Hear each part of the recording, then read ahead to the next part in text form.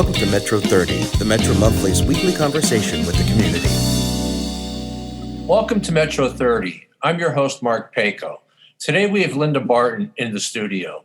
Linda is the owner of Sweet Memories Vintage Teas, which had secured the rights to produce logo wear for the 100th anniversary of Good Humor. The ice cream company, which was founded in Youngstown, has a storied history and a lot of firsts. Tell us a little bit more about Good Humor, Linda. Yeah, well, so, when I heard that Good Humor was celebrating their, 100 years in business and they were founded in Youngstown, I was really thrown back that I never heard of that before. And in researching Good Humor and, their really awesome building that's downtown across from the Greyhound station, I found out that they were the first company in America to invent ice cream on a stick. And there's some debate, with popsicle and stuff like that. But they also were the first company to introduce the ice cream truck. So first ice cream trucks in America came from Youngstown. Ice cream on a stick was founded in Youngstown. And it's just amazing that so much of our sweet memories founded in Youngstown, and it's not widely known. It's pretty amazing. Now, when you were doing research on Good Humor, what was your original intent?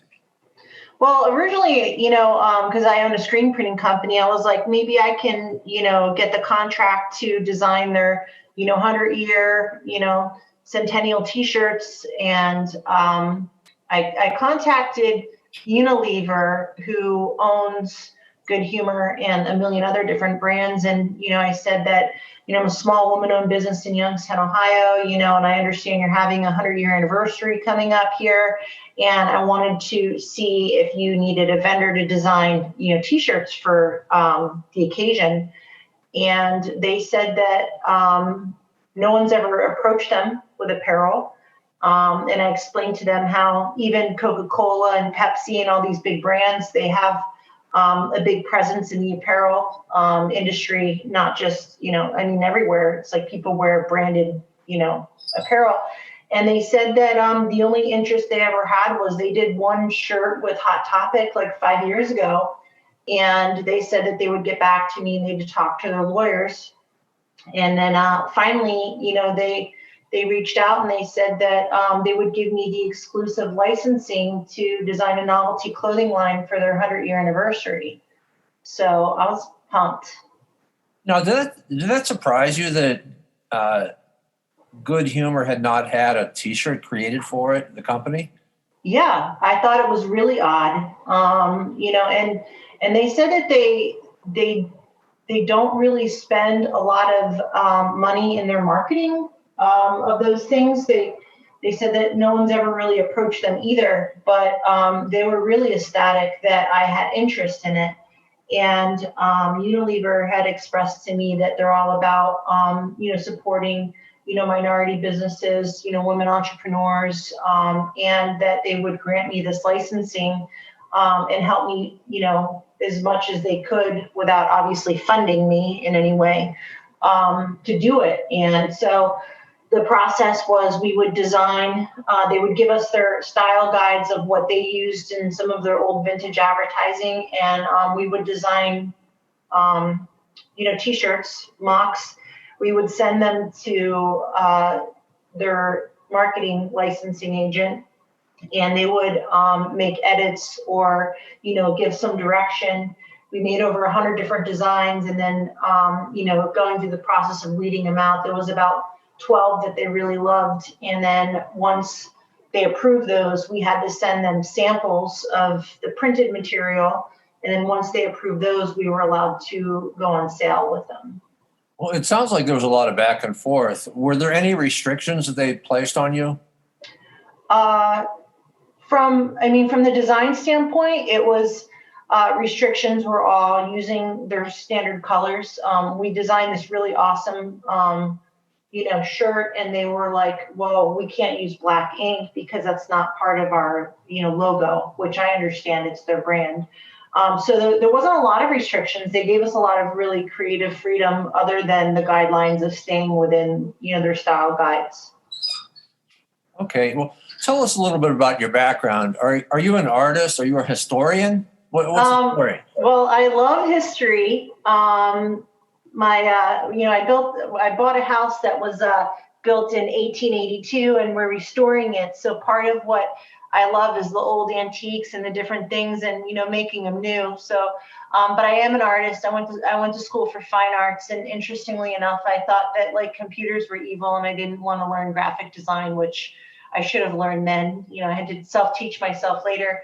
But I also ran a marketing company for 20 years and did sales that closed because of COVID. We did sports marketing, and obviously there's no sports. So it was kind of a blessing and a curse. It gave me the opportunity to go full force and create a new business venture with the Sweet Memories vintage teas. And, so yeah, I guess I'd be artist, love history, love old stuff and creating things. Yeah, now the T-shirts for Good Humor were actually a starting point. I mean, you've done a lot of other things after that. Let's tell us a little bit about some of the things you're doing now, or in between Good Humor and now. Yeah, so when we first launched our T-shirt line, we did it at Akron's Children's Hospital last February, and the response was awesome. Good Humor had sent me a bunch of ice cream to give away. And they were so ecstatic that there was so much interest in their brand, and that I was creating this wave of advertising, where they were founded. They said, "Hey, we know you're small and you got a lot on your plate, but would you be interested to work with Popsicle?" And I'm like, "Hell yeah!" So I got the licensing for Popsicle, which encompasses Firecracker, Twin Pop. There's all of their brands under Popsicle, Creamsicle, Fudgesicle. So each one of those Popsicles, we did an exclusive T-shirt for a design on that. And in talking to them, I said, they own Klondike, which is also founded in Youngstown, and a lot of people don't know that. And I said, can I work on a licensing agreement for Klondike? And they said that they don't have, there's a lot going on with Klondike, and this wasn't a good year for that, to revisit it later. But they said we have a contact in Ohio for Dum Dum Lollipops, which was founded in Akron.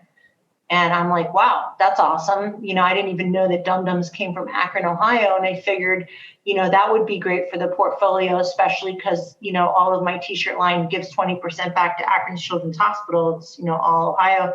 So they got me connected with Spangler Candy, who owns Dum Dums. And after I told them what I was doing, and they, Unilever gave me this really good reference about how we, are taking these vintage and we're bringing life to it, and how much exposure that we created for them. They wanted me to do the Dum Dums line, but they were also really interested in me doing Necco and Sweethearts, because Necco and Sweethearts, which was originally the New England confection company, I forget what it stands for, but they're based out of Boston. They went bankrupt, and Spangler bought them.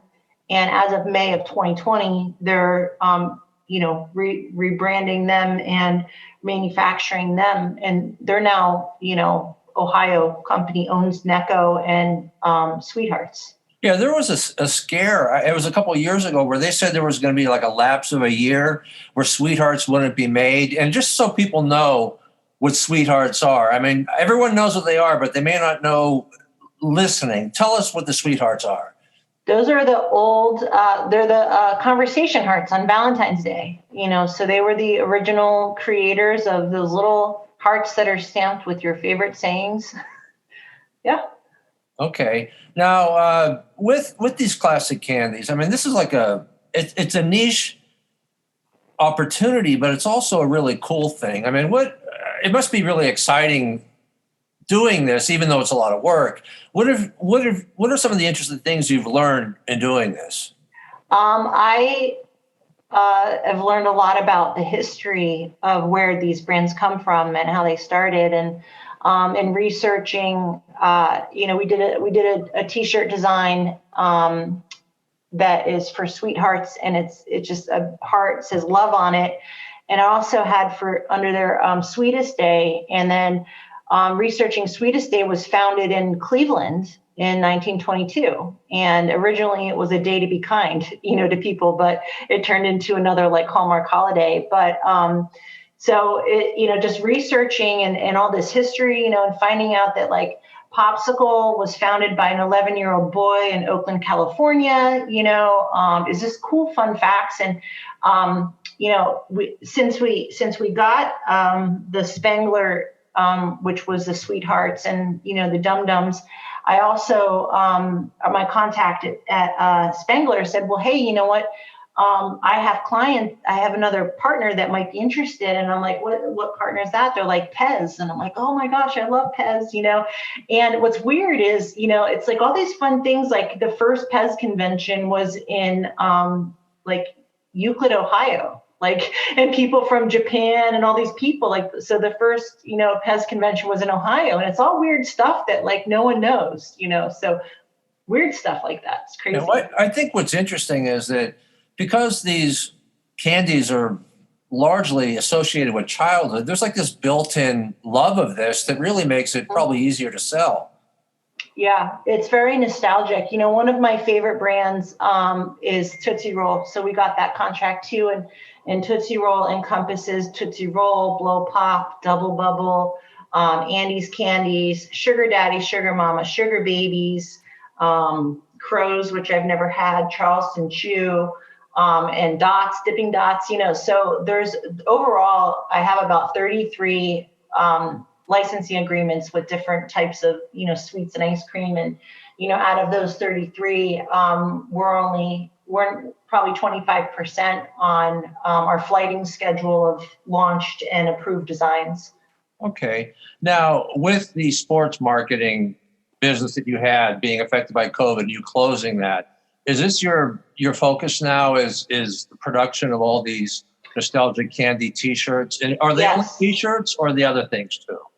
Right now they're just on T-shirts. We do have some raglans on there, but basically apparel.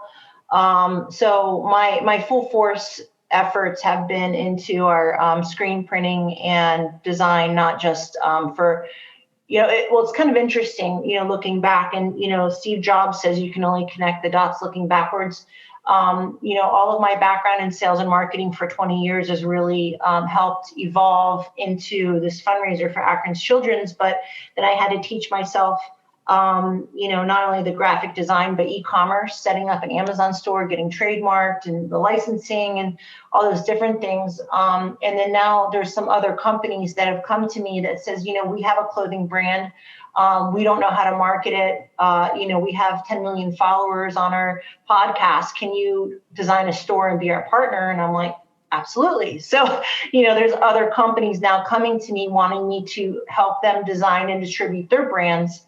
So that's really exciting. That was a new thing that, transpired this year because of, what they saw that I was able to do for these candy brands.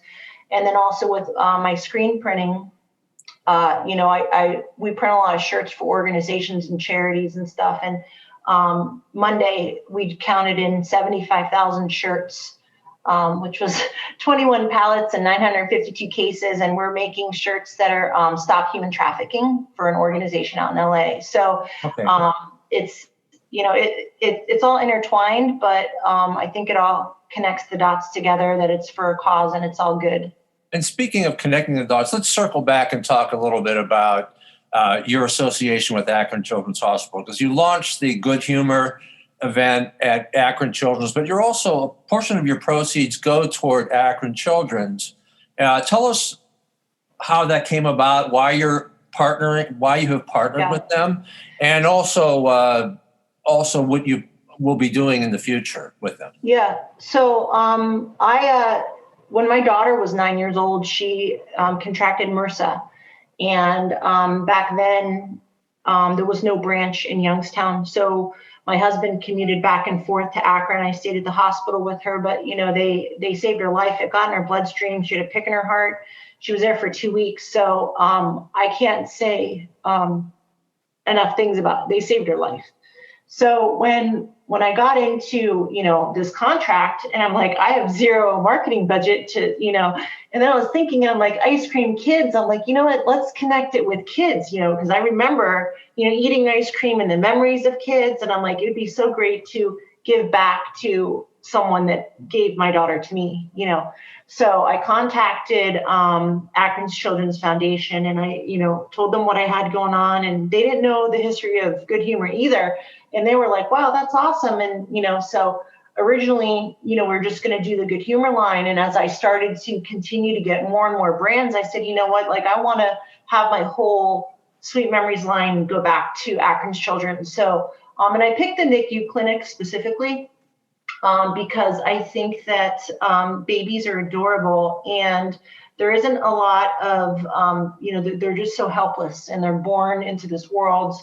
Some of them are born on drugs, some of them are born with, all these, preemies. And I wanted to give back to the babies, because that's something that, life is precious. So I thought that was a really good department to give that money to. And last year we raised over $3,000 for them. I have a check presentation next Monday there that I'm going to be at the hospital to do the whole year thing. But, my goal was to raise $40,000 for them.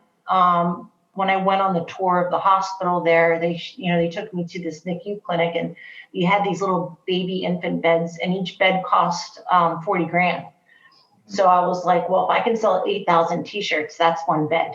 And I thought that was kind of a good breakdown for me as a goal. It's a good goal. And it also, you have your business goal, and you have the fundraising goal, and that's admirable that you're doing that.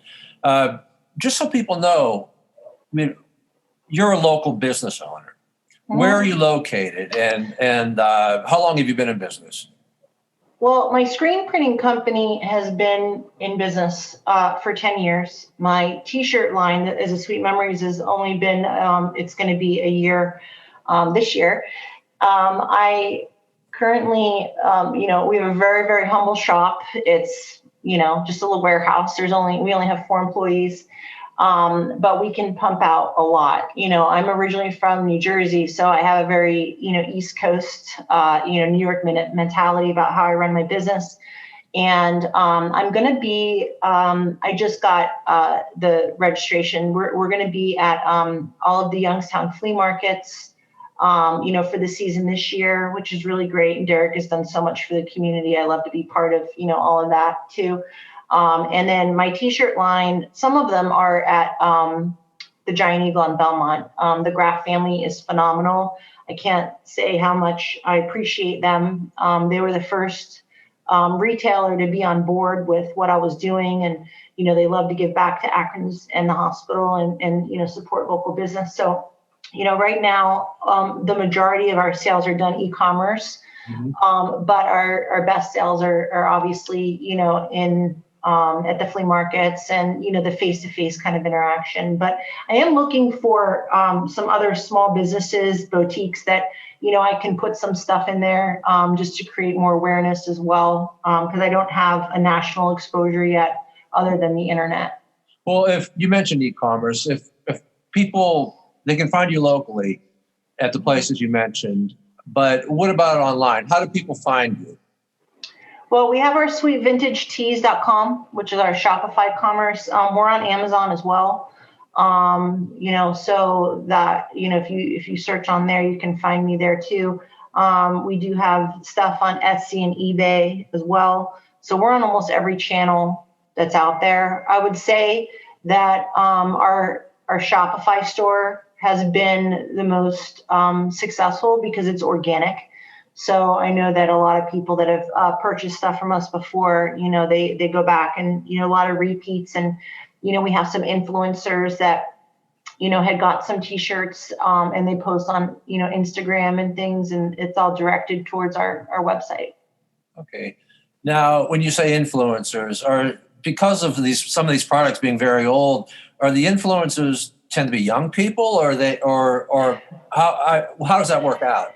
I think that there is a lot of old souls out there. I think that there's a lot of the younger generation that, they like the old vintage styles. And, it's funny, we created this shirt for Pez, and it was one of the old vintage, the girls. They look like they're travel agents, but we would call them pinups, and we have this one shirt that, it says, take 2 Pez and call me in the morning. And it's got this vintage, pinup girl on it, and that sells online, and it's all young people that are buying them.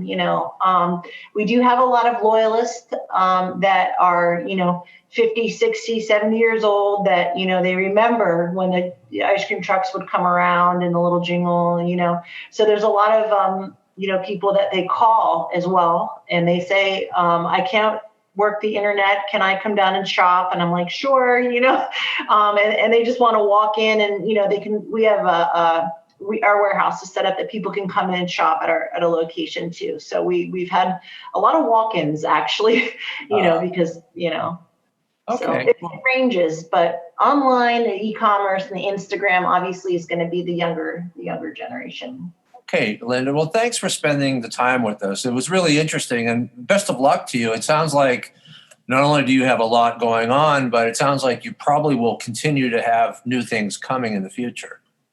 Yep. There's definitely a lot in the pipeline. I know that there's been a couple companies that reached out to me that we're just not ready to take them on yet. I know that, some of the things that are more modern, I'm not ready to dive into that yet, but there's a lot of interesting things that we're growing. But, what I love most about what I'm doing is that it's all about the community. It's giving back to the community. It's all stuff that it's, everybody can relate to it, so. Great. Well, thank you, Linda. I appreciate your time. Yeah, thank you again, Mark, for inviting me on, and sharing my passion for history. Okay, bye. Bye.